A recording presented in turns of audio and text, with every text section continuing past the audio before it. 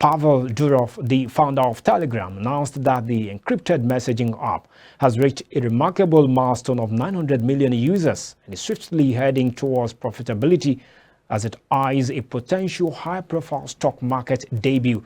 Durov highlighted Telegram's ascent as one of the world's foremost social media platforms. Recent reports detail Telegram's substantial revenue growth attributed to the introduction of advertising and premium subscription services 2 years ago. Durov revealed that the company has amassed hundreds of millions of dollars in revenues since implementing these monetization strategies. Durov holds full ownership of Telegram, acknowledged receiving offers valuing the company at over $30 billion from potential investors, including prominent global tech funds. However, he has dismissed selling the platform, instead focusing on exploring a potential initial public offering to maintain independence and democratize access to Telegram's value. Once primarily embraced by the cryptocurrency community, Telegram has experienced explosive growth in recent years, evolving into an essential communication tool for governments, officials, and citizens in conflict zones globally. Despite its popularity, researchers caution that the platform's lightly moderated environment remains susceptible to criminal activity, extremist content, and misinformation. Critics have raised concerns about potential Kremlin ties to Telegram, which Durov refuted as inaccurate.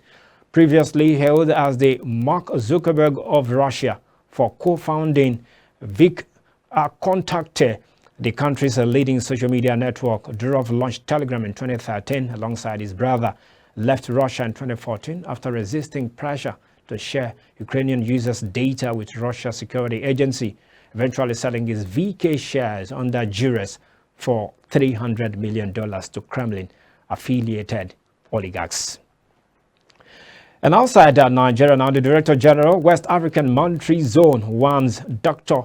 Olorunshola Olowofesho, has said that the expectation of an economic community of West African states ECOWAS single currency by 2027 is no longer realistic. Olowofesho, who spoke yesterday in Abuja, said this due to the inability of the WAMZ member states to meet the required criteria. He spoke against the backdrop of the recent 48th meeting of the Committee of Governors of the Central Banks of the member states of the WAMZ in Abuja. According to him, it is unlikely that any of the member states will satisfy all four primary convergence criteria on a sustainable basis between 2024 and 2026. Meanwhile, Minister of Finance and Coordinating Minister for the Economy, Wale Edun, said Nigeria remained committed to achieving the West Africa Monetary Zone objectives. And now let's take you to Algeria, where the government says it is importing massive amounts of beef and lamb to confront an explosion in demand for meats expected throughout the Muslim holy month of Ramadan, hoping to stabilize prices as the country's economy continues to struggle. The oil-rich North African nation is among countries working to import food and fuel, hoping to meet the requirement of Algerians preparing nightly feasts as their families break their sunrise to sunset fasts. The import plan comes as meat prices remain high relative to the median income and minimum wage in Algeria, which has struggled to tame inflation and rising cost of living. The country has expanded existing contracts with meat suppliers in Argentina and began importing from Brazil, Spain, Italy, Ireland, Russia, and Australia as the first week of Ramadan begins.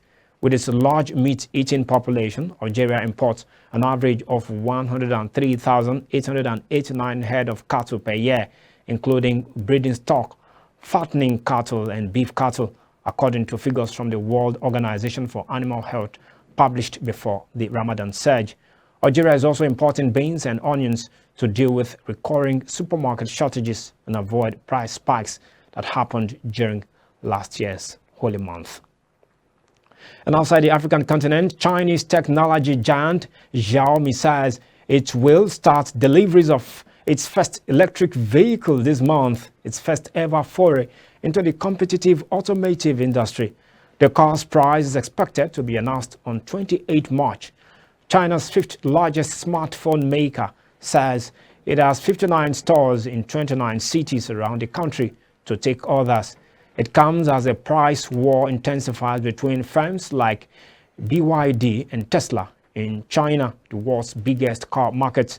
At the unveiling of Speed Ultra 7 SU7 last year, Xiaomi's chief executive Lei Jun said the company aims to become one of the top 5 car makers in the world. The smartphone giant has said it will invest $10 billion in its vehicles business over the next 10 years. Mr. Lee said the SU7 was super electric motor technology, which is capable of accelerating faster than some Tesla and Porsche EVs.